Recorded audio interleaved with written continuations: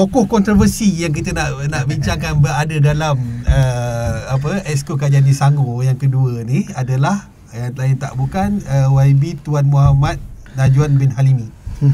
So, rakan baik saya, tapi ialah beliau seorang yang agak lantang dan beliau mengeluarkan pandangan beliau secara sincere lah. Kadang-kadang orang ambil mungkin tersilap, mungkin ataupun sengaja silap menginterpretasikan apa yang beliau katakan.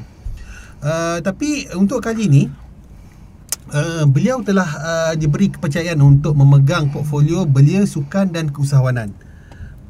Satu portfolio yang saya nampak sangat dekat dengan orang muda. Dan kita tengok latar belakang YB Najwan ni pun, sebelum ni beliau pernah memimpin AMK Angkatan Muda Keadilan di peringkat negeri Selangor ni sebagai ketua keadilan Angkatan Muda Keadilan Selangor lah.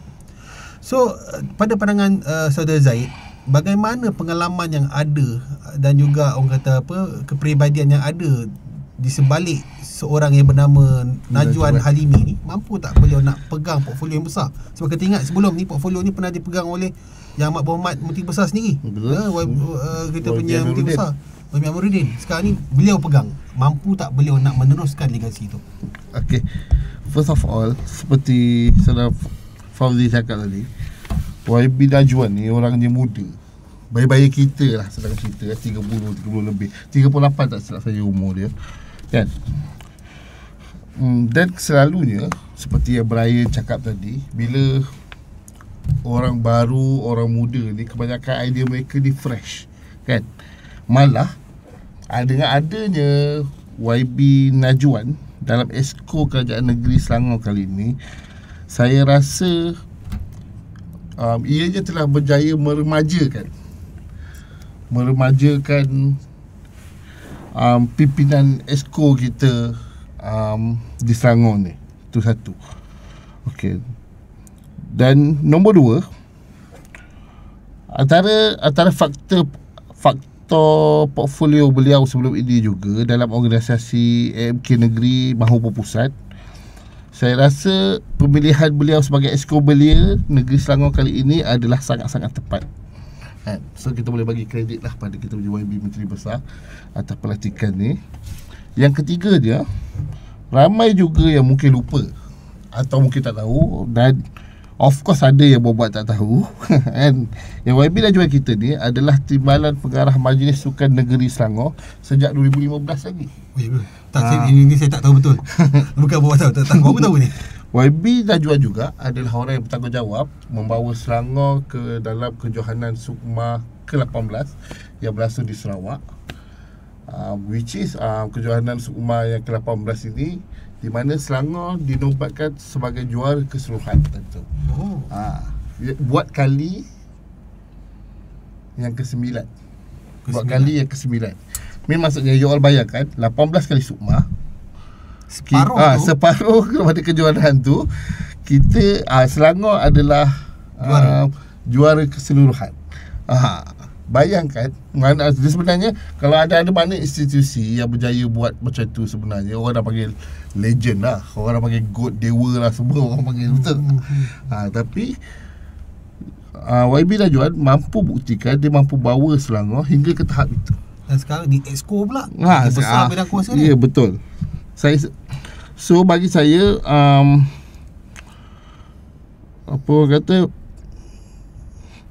bagi saya sebagai seorang yang waras lah, sebenarnya kita kena akui dan sekali lagi bagi kredit when the credit is due. Okey, pada YB Najwan, walaupun macam Saudara Fauzi kata tadi, ada sedikit kontroversi terhadap diri beliau, okey, yang buatkan ada setengah pihak tidak berpuas hati pada beliau. Tapi ialah macam pepatah Melayu kata, janganlah kerana nila setitik rosak susu sebelaga. Betul. Tapi tu sebelum Saudara Zaid nak tambah ni, mungkin saya nak provoke sikit lah kan. Boleh. Ada orang kata YB Najwan ni tak sensitif. Kenyataan-kenyataan dia keluarkan tu kadang-kadang tidak mengambil. Yalah, saya faham apa yang cuba beliau sampaikan dan saya tak menyalahkan beliau, tapi ada setengah pihak yang mengatakan beliau ni tak sensitif, tak begitu, orang kata apa, yalah, menitik beratkan apa yang diperkatakan Najwan Halimi ni. Saya rasa dia seorang yang jujur, seorang yang terus terang, mestilah dia akan cakap benda tu nampaknya macam tidak sensitif atau rasa macam unfiltered. Tetapi ini adalah ahli politik yang kita perlukan. Ahli politik yang berani bercakap, dia cakap apa yang dia rasa, walaupun kadang-kadang memang mungkin tidak apabila didengar tu tidak merdulah mungkin. Politically incorrect orang kata.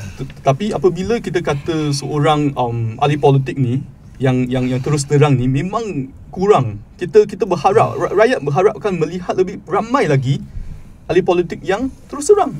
So saya rasa beliau okey sebenarnya. Kalau saya tengok pun dekat dia punya Facebook, kita dapat tengok dia bantuan yang beliau keluarkan, bantu di kawasan beliau di kawasan Kota Anggerik, Shah Alam tu, melangkaui semua etnik. Saya rasa perbuatan beliau itu sendiri menunjukkan bahawa beliau ni tak adalah orang kata apa resis atau seperti yang dituduh oleh orang tertentu. Cuma kadang-kadang kenyataan beliau tu disalah ertikan atau sengaja disalah ertikan oleh setengah pihak ataupun maybe ada yang tengah bakar dia tu sebenarnya kan, kita tak tahu. Masa tu kan nama-nama tengah naik, semua tahu tengah pun melobi. Alhamdulillah mesti ada yang bakar betul kata saya. Tapi melalui yang kata apa track record beliau, kita dapat tengok beliau dipilih sekali lagi disebabkan oleh usaha keras beliau di kawasan beliau. Alhamdulillah. Dan majoriti besar juga menang di kawasan beliau. Bagi kita fikirlah, untuk ahli politik yang lain yang terus terang melontarkan perkara-perkara yang rasis dan menyentuh kepada 3R. Ramai tu sebenarnya dan mereka menggunakan sebagai modal politik. Tetapi untuk YB Najwan, saya rasa benda tu hanya sekali dan itu out of context yang menyebabkan isu tu lah yang kontroversi tu. Baik, Saudara Brian, kita dapat tengok tadi. Saya ambil masa lebih sikit untuk kita menjelaskan tentang sahabat saya, Saudara YB Najwan, supaya tak ada lagi salah faham selepas ini ada orang nak main-main isu tentang beliau. Sedangkan kita tahu dan saya rasa ramai orang luar tak kenal Najwan macam mana kita kenal dia. Betul. So YB Najwan lepas ni kena banyak keluar lagi di media untuk orang lebih kenal peribadi beliau. Sebab dia kalau kita tengok dari jauh muka dia ketat gitu kan. Orang ingat sombong, tapi tak, beliau sangat-sangat sebenarnya agak lucu juga kadang-kadang kalau kita kenal dia. Baik.